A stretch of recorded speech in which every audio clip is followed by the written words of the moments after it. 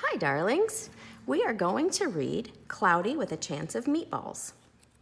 This was written by Judy Barrett and drawn by Ron Barrett. So Judy wrote it and Ron drew the pictures.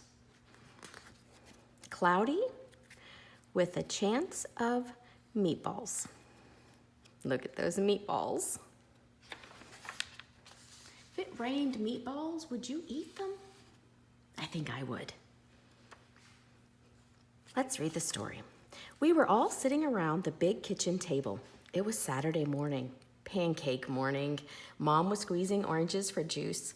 Henry and I were betting on how many pancakes we each could eat. And Grandpa was doing the flipping. Flip, flip. Oh, almost got it. Seconds later, something flew through the air, headed toward the kitchen ceiling, and landed right on Henry. Splat! After we realized that the flying object was only a pancake, we all laughed. Even Grandpa. Breakfast continued quite uneventfully. All the other pancakes landed in the pan, and all of them were eaten, even the one that landed on Henry. That night, touched off by the pancake incident at breakfast, Grandpa told us the best tall tale bedtime he'd ever told. Across an ocean, over lots of huge bumpy mountains, across 3 hot deserts and 1 smaller ocean, there lay the tiny, tiny town of Chew and Swallow. In most ways, it was very much like any other tiny town. It had a main street lined with stores, houses with trees and gardens around them, a schoolhouse, and 300 people and some assorted cats and dogs. But there were no food stores in the town of Chew and Swallow. They didn't need any. The sky supplied all the food they could possibly want. The only thing that was really different about Chew and Swallow was its weather. It came 3 times a day. At breakfast, lunch, and dinner. Everything that everyone ate came from the sky. Whatever the weather served, that was what they ate. But it never rained rain. It never snowed snow. And it never blew just wind. It rained things like soup and juice. It snowed mashed potatoes and green peas. And sometimes the wind blew in storms of hamburgers. Yum. I would eat one of those hamburgers. The people could watch the weather report on television in the morning, and they would even hear a prediction for the next day's food. Here's the weather guy. He's saying it's cloudy. There's some meatballs coming in and some soup coming in. And you can see this guy is packing up his plate and his silverware along with his umbrella. And then look at the weather happening. It says, when the townspeople went outside, they carried their plates, cups, glasses, forks, spoons, knives, and napkins with them. That way, they would always be prepared for any kind of weather. If there were leftovers, and there usually were, the people took them home and put them in the refrigerators in case they got hungry between meals. Look at this lady. She's wearing heels and she's running to catch 2 chicken legs. Would you run to catch a chicken leg? I might. I really like fried chicken. The menu varied. By the time they woke up in the morning, breakfast was coming down.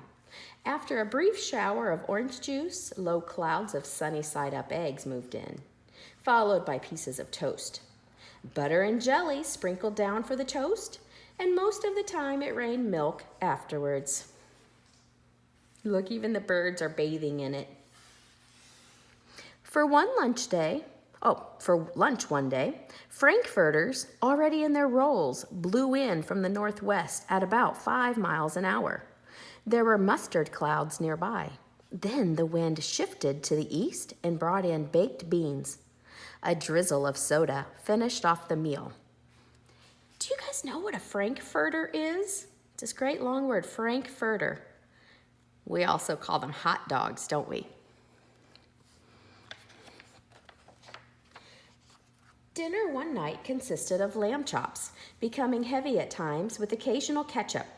Periods of peas and baked potatoes were followed by gradual clearing, with a wonderful Jell-O setting in the west. Oh, Jell-O setting. The sanitation department of Chew and Swallow had a rather unusual job for a sanitation department. It had to remove the food that fell on the houses and sidewalks and lawns. The workers cleaned things up after every meal and fed all the dogs and cats. Then they emptied some of it into the surrounding oceans for the fish and turtles and whales. The rest of the food was put back into the earth so that the soil would be richer for the people's flower gardens. Life for the townspeople was delicious until the weather took a turn for the worse. The Chew and Swallow Digest. Spaghetti ties up town. Record-breaking pasta fall causes chaos. Traffic snarled. Look, everyone's stuck on the spaghetti. They can't even drive. One day, there was nothing but gorgonzola cheese all day long. Gorgonzola smells very stinky. That's why they're wearing clothespins on their nose so they don't have to smell the gorgonzola cheese. But it actually has a pretty interesting taste. Okay, the next day there was only broccoli, all overcooked. And the next day there were Brussels sprouts and peanut butter with mayonnaise. Oh, no, no, no. The sign says, "Happy Birthday, Floyd." There's Floyd, the birthday boy. Or here's Floyd. Floyd doesn't look very happy. Why do you think he wishes that was? I bet he wishes it was a birthday cake. Yeah. Another day, there was a pea soup fog. No one could see where they were going, and they could barely find the rest of the meal that got stuck in the fog. I will say pea soup is actually pretty good. All right, let's see what's happening here. The food was getting larger and larger, and so were the portions. The people were getting frightened. Violent storms blew up frequently. Awful things were happening. One Tuesday, there was a hurricane of bread and rolls all day long and into the night. There were soft rolls and hard rolls, some with seeds and some without. There was white bread and rye and whole wheat toast. Most of it was larger than they had ever seen bread and rolls before. It was a terrible day. Everyone had to stay indoors. Roofs were damaged, and the sanitation department was beside itself. The mess took the workers 4 days to clean up, and the sea was full of floating rolls. To help out, the people piled up as much bread as they could in their backyards. The birds picked at it a bit, but it just stayed there and got staler and staler. Then there was a storm of pancakes one morning and a downpour of maple syrup that nearly flooded the town. A huge pancake covered the school. No one could get it off because of its weight, so they had to close the school. Look at the kids. They're celebrating school's closed. Everybody loves staying home, don't they? Lunch one day brought 15-inch drifts. Let's see, that's about that. It's bigger than the book. Of cream cheese and jelly sandwiches. Everyone ate themselves sick, and the day ended with a stomach ache.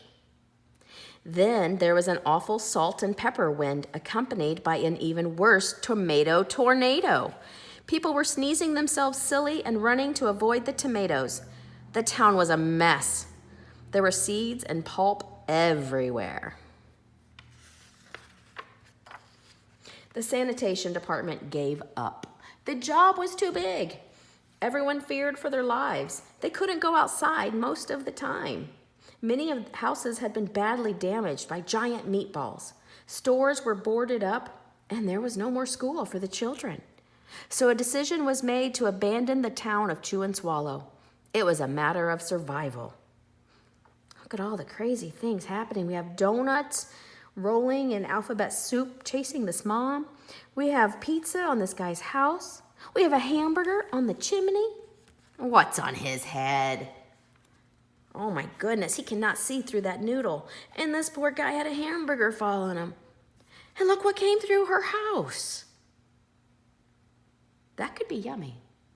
Do you like pickles? Grandma loves pickles. Back to our story. The people glued together the giant pieces of stale bread sandwich style with peanut butter. See them gluing it together with peanut butter? Took the absolute necessities with them and set sail on their rafts for a new land.